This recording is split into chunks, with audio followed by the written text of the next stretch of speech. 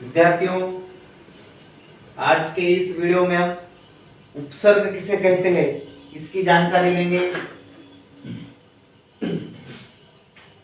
सबसे पहले हम उपसर्ग किसे कहते हैं इसकी परिभाषा देखेंगे। तो उपसर्ग जो शब्दांश किसी मूल शब्द के पहले आकर उसके अर्थ में परिवर्तन करता है, ऐसे शब्दों को उपसर्ग कहते हैं। जैसे देखो, जो शब्दांश मूल शब्द के पहले आकर या जुड़कर उनके अर्थ में परिवर्तन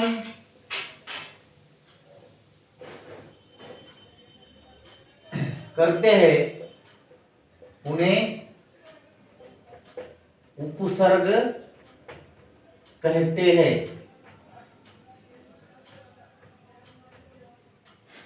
कौन से शब्द?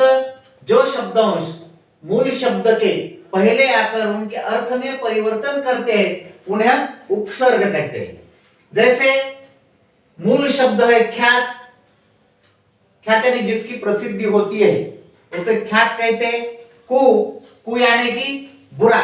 इन दोनों को मिलाने के बाद जो शब्द तैयार होगा, यानी किसका शब्द होगा? समझो, कुख्यात यानी कि ख्यात, ये प्रसिद्ध कोई व्यक्ति अगर चारों तरफ उसकी पहचान है, उसकी ख्याति है, उसको लोग जानते हैं, उसे हम ख्यातनाम व्यक्ति कहते हैं। उसी प्रकार से उसके साथ जब कु ये शब्द जोड़ा गया तो इसका शब्द हो जाता है कुख्यात और मूल शब्द का अर्थ पूरी तरह से बदल जाता है, उसके अर्थ में परिवर्तन होता है। और यहाँ पर जो कुख्यात के शब्द है उसके लिए कु ये उपसर्ग लगाया गया, उसके अर्थ में परिवर्तन हो गया, जिससे शब्द बना कुख्यात। कुछ उदाहरणों के माध्यम से हम इसे समझने की कोशिश करेंगे। उपसर्ग कब लगाया जाता है, किन शब्दों में होता है। ऐसे ही कहीं पर भी हम उपसर्ग नहीं लगाते या उससे कोई मतलब भी नहीं होगा। कुछ ऐसे भी शब्द होते हैं, समझने के लिए आपको ये उदाहरण हमने बता दिया है। समझो, यहाँ पर कुछ उदाहरण लिखेंगे। जैसे यहाँ लिखा गया कुख्यात, उसके बाद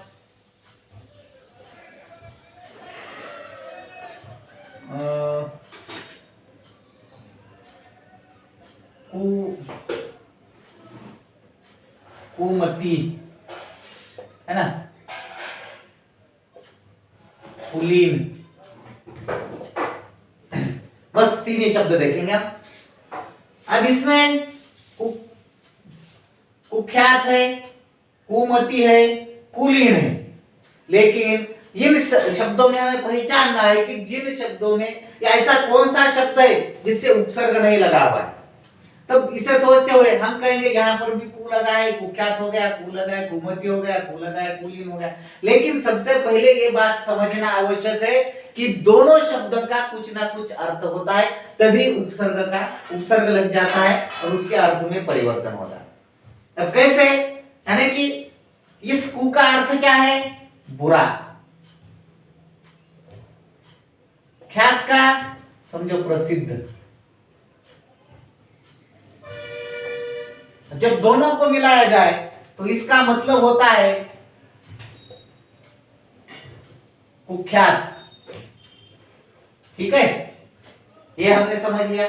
यहां पर कुमति, यहां पर भी कु का अर्थ क्या है? यानी कि बुरा।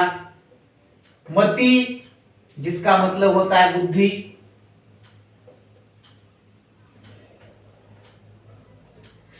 दोनों का शब्द मिलाने के बाद यहां होता है कुमति या बुरीमति, ये हो गया कुमति। समझ में आता है। इस बुरा का अर्थ है, कु का अर्थ है बुरा, इस कु का अर्थ बुरा, और मति का अर्थ है बुद्धि, ख्यात का अर्थ है प्रसिद्ध। इन दोनों के मिलाप से कुख्यात ये शब्द निर्माण होगा, इसलिए ये कु उपसर्ग यहाँ पर लगा, ये कु उपसर्ग यहाँ पर लगा, ये कु उपसर्ग। लेकिन यहाँ पर कु का अर्थ समझो हमने कहा बुरा हो गया। लीन, लीन के दो अर्थ भी हो सकते, किसी काम में तल्लीन होना, या दूसरा अर्थ होगा नतमस्तक होना। अगर इसका कोई भी अर्थ समझो लगन या नतमस्तक, ऐसे अगर हम लिखेंगे तो ये इसका कोई अर्थ कुलीन, इस शब्द का अर्थ इन दोनों के मिलाने से जो शब्द बनता है कुलीन, ये शब्द ठीक से नहीं बनता, क्योंकि कुलीन शब्द का अर्थ होता है खानदानी, किसी ऊंचे खानदान से रिश्ता रखने वाला, जिसके पास संस्कार है, उसे संसार हमारे समाज में कहा जाता है कि कुलीन है। लड़का हो लड़की हो किसी भी, ये अच्छे कुल का है, कुलीन है, ये कहा जाता है। इसलिए ये यहाँ पर उपसर्ग नहीं लगता, ये शब्द गलत है। उसी प्रकार से हम दूसरा एक शब्द देखेंगे,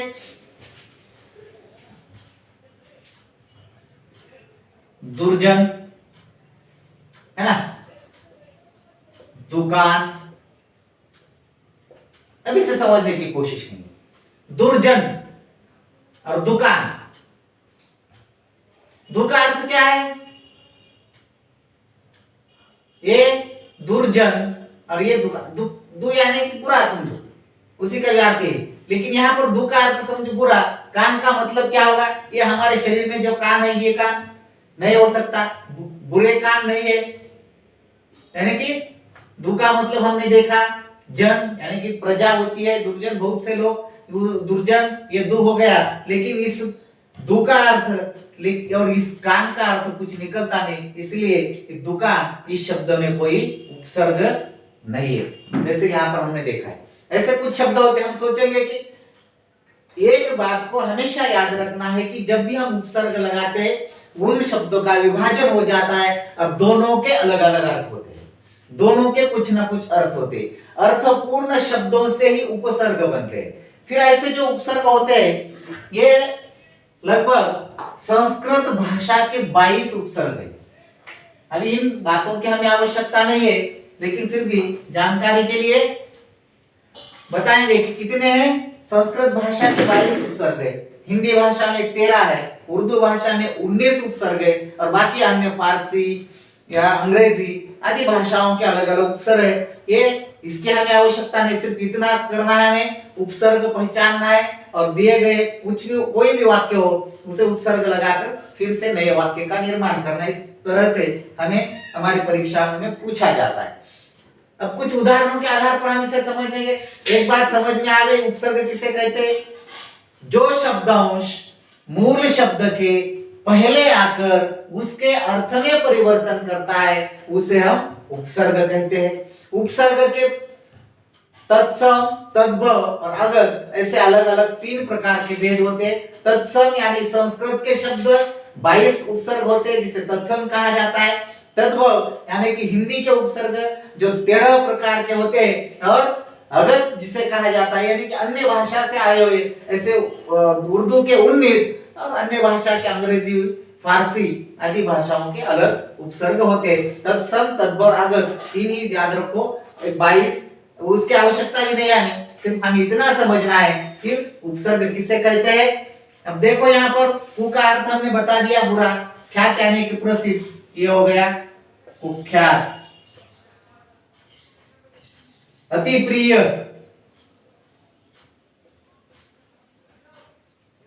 अति का मतलब आप जानते हो ज्यादा, अधिक प्रिय, प्रिय समझते हो, जिससे हम प्रयोग करते हैं जो सबसे अधिक अच्छा है। अनु आचरण करना समझो, क्या उसके पीछे पीछे चलना या पीछे पीछे पीछे चलना। रूप जो कोई उनका रूप हो या जैसा वो चाहते अनुसार, अनुरूप। जो कोई कहेगा उनके अनुरूप, उनके कहने के अनुसार हम कार्य करते। अध यानी कि आधा। खिला, जो अभी खिलने लगा है,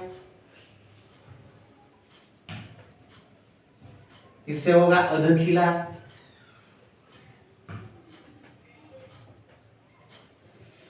क यानी कि बुरा, पुत यानी कि बेटा, अ और धर्म, यानी कि बुरा।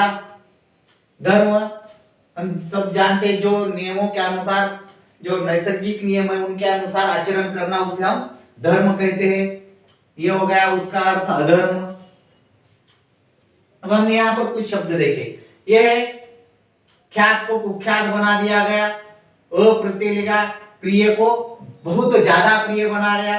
रूप, जिनके अनुसार हम किसी के भी अनुसार, किसी का भी अनुकर्म उसके अनुसार चल सकते हैं। अध खिला, यहाँ पर आधा खिला हुआ है, यानी कि जो उपसर्ग लगने के बाद किसी संज्ञा या विशेषण का निर्माण होता है। और ऐसे शब्द होते हैं उपसर्ग में जिनका कोई अलग अर्थ होता है।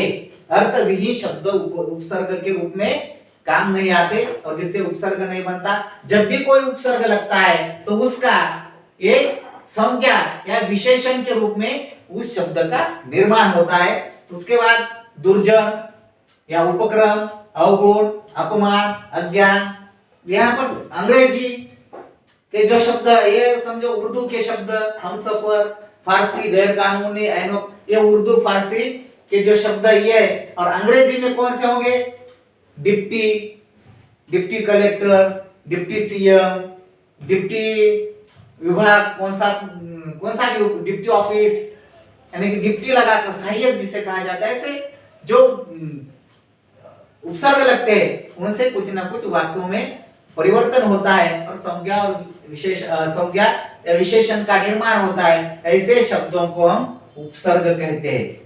इन शब्दों को अलग रखने के बाद इनका कुछ ना कुछ अर्थ निकलता है। ये इन दोनों का अलग अर्थ होता है, जिनसे एक नए अर्थ का शब्द तैयार होता है, उसमें अर्थ में परिवर्तन होता है। उसे हम समझो अपमान को देखेंगे यहाँ पर। अब यानी कि बुरा और मान यानी कि सम्मान, दोनों को मिलाकर एक शब्द का निर्माण हुआ अपमान। इसके अर्थ में परिवर्तन हुआ, इसका कुछ अर्थ बनता है, ये संज्ञा या विशेषण में आता है। ऐसे शब्दों को हम उपसर्ग कहते हैं। इस प्रकार से उपसर्ग, ये जो यहाँ का पाठ है, अध्याय यहाँ पर समाप्त होता है। जो भी परेशानियां हो उसे हल करने का प्रयास हम अगले वीडियो में देखेंगे। जो भी कठिनाइयां मालूम होती है वह आप पूछ सकते हो। ठीक है, धन्यवाद।